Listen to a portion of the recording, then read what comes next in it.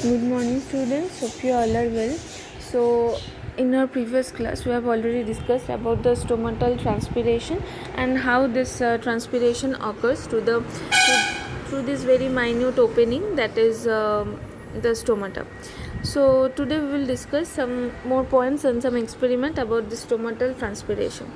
So, most of the transpiration that occurs through the stomata, and this stomata are present on the under surface or the lower surface of the leaf, and the stomata are present in huge number on the under surface of the leaf.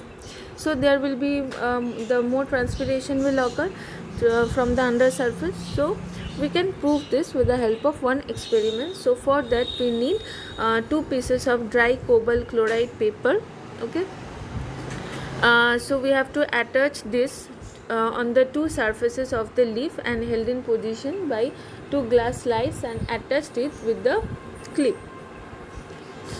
Okay, so the leaf should be attached to its own plant.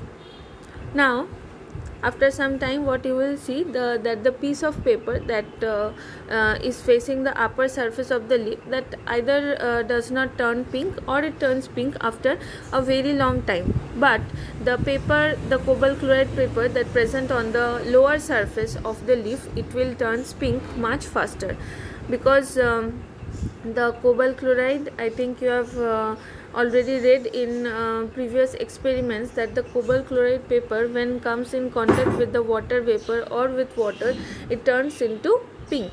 So from this experiment we can prove that more transpiration will occur on the lower epidermis of the leaf. So the stomatal transpiration occurs when the stomata are open. If the stomata will close, then there is no transpiration. So this opening and closing of stomata, it actually regulated by the amount of water and the solutes that present in the guard cell. Guard cell, you know, that bean shaped cells that surrounds the stomata.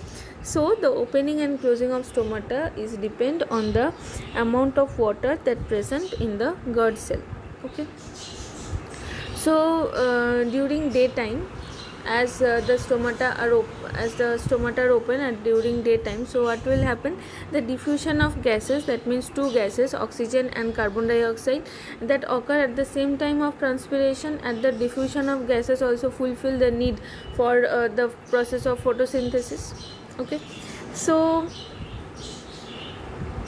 if there is loss of water or no such proper amount of water is present in the guard cell, so what will happen, the guard cell will lose its turgidity and it will become flaccid. Then there is closing of stomata and no transpiration will occur.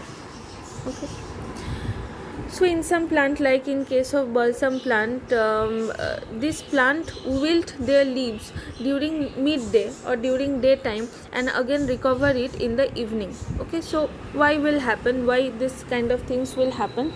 Because if they wilt their leaves, that means the guard cell will be lose their turgidity and it will be flaccid, and the stomata will remain closed, no transpiration will be there.